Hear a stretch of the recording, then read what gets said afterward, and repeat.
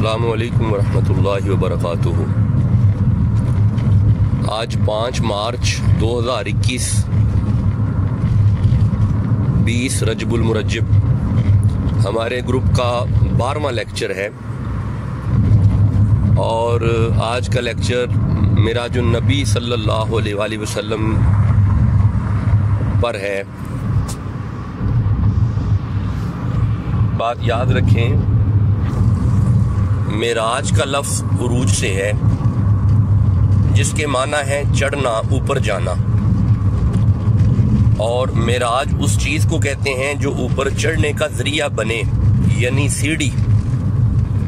اللہ تعالیٰ نے نبی کریم صلی اللہ علیہ وآلہ وسلم کو جو آسمانوں کی سیر کرائی اور وہاں خاص نشانیاں آپ صلی اللہ علیہ وآلہ وسلم کو دکھائیں، یہ معراج کہلاتا ہے۔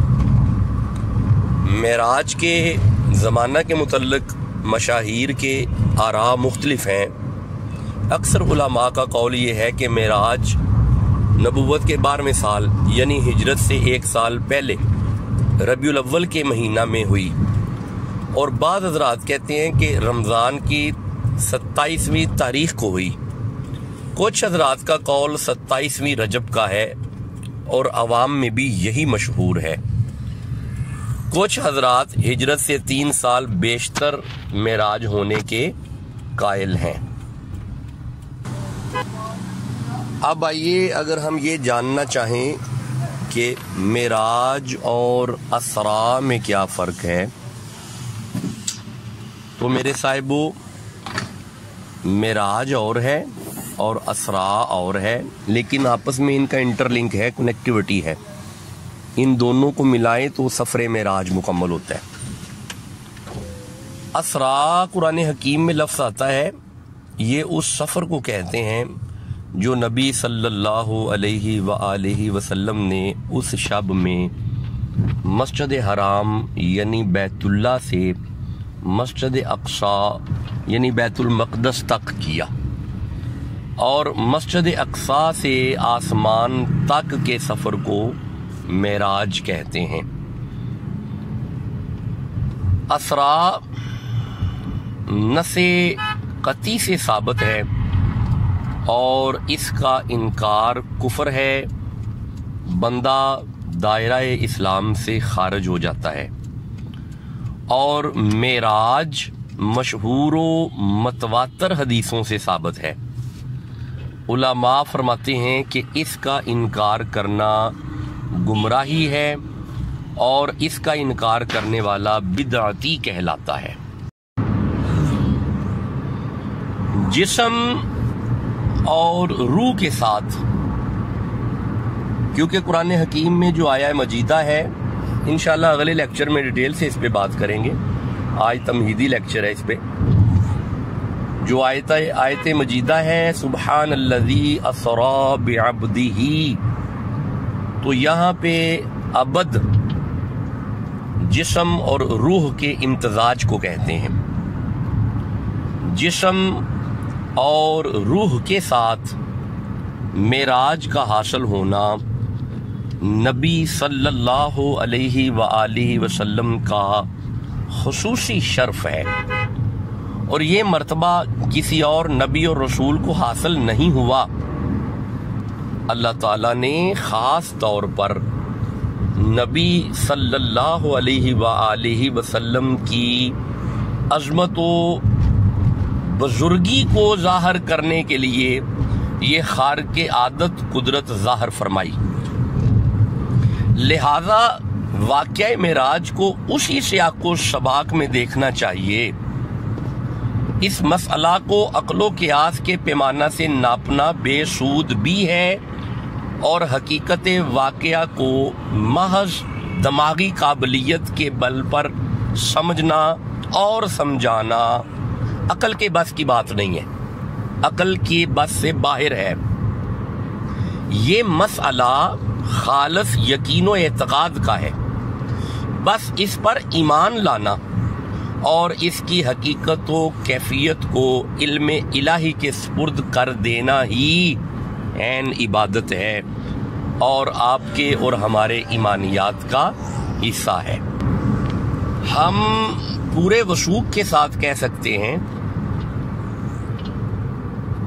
کہ جو شخص واقعہ معراج کو قیاس کے تابع اور اپنی عقل و فہم پر موقوف رکھے اور کہے کہ یہ چیز جب تک عقل میں نہ آئے میں اس کو نہیں مانوں گا اور اس پر اعتقاد نہیں رکھوں گا، تو سمجھنا چاہیے کہ وہ شخص اپنے ایمان سے دوری کر رہا ہے، وہ شخص ایمان کے اپنے حصہ سے محروم ہے۔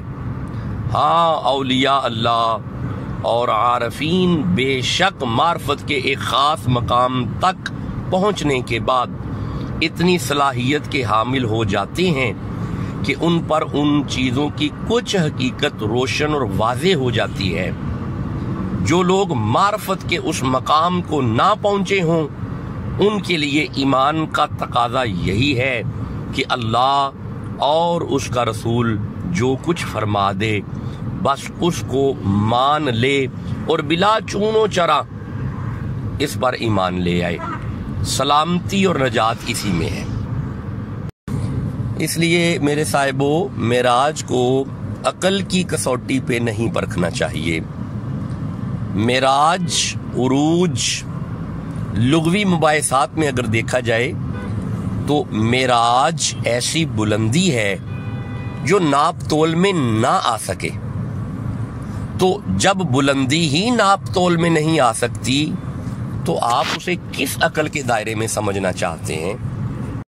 قرآن حکیم کی طرف اگر غور کریں تو اللہ کریم نے نبی معظم کے معراج کو شروع کیا لفظ سبحان سے۔ ارشاد ہوتا ہے بسم اللہ الرحمن الرحیم سورہ اسراء میں، سبحان الذی اسری بعبدہ۔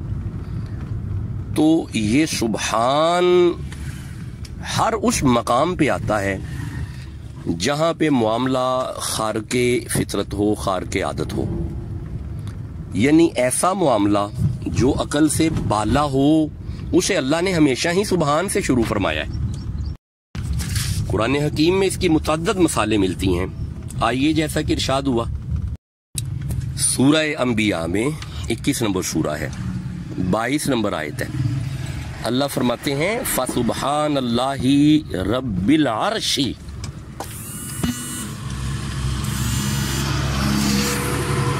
اللہ وہ ہے جو عرش کا رب ہے، عرش۔ اب سائنس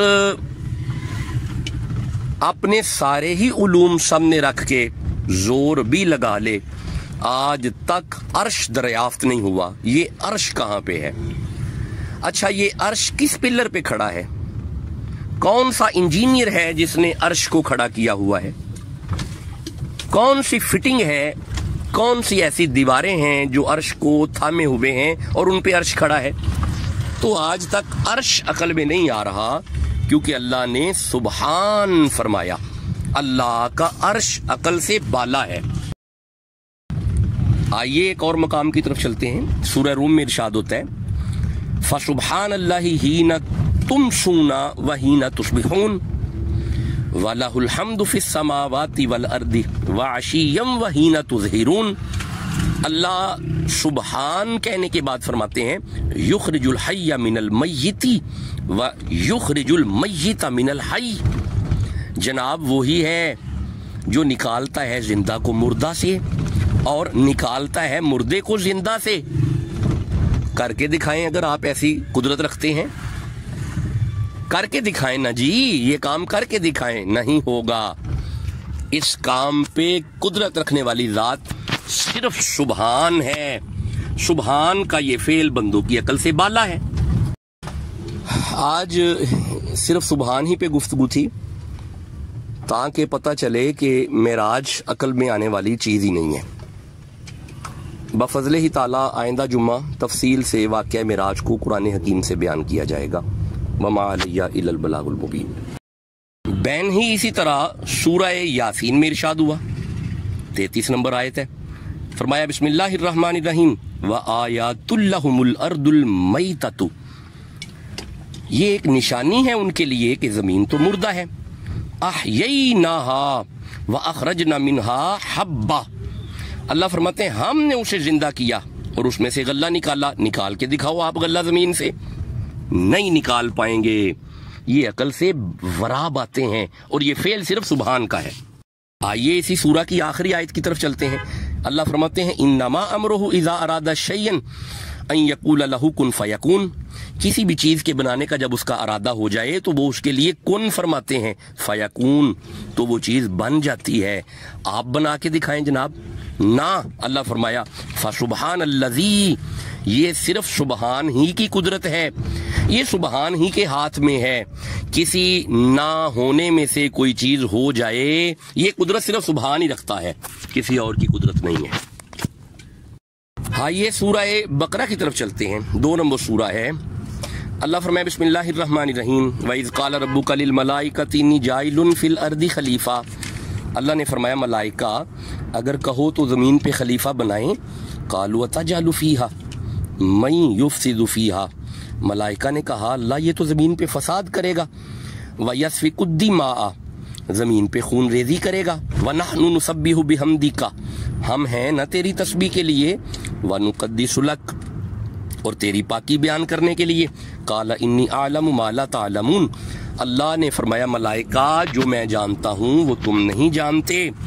تو اگلی آیت میں اللہ نے فرمایا وعلم آدم الاسماء, ہم نے آدم کو اسماء کا علم دیا. کلہا, تمام اسماء کا.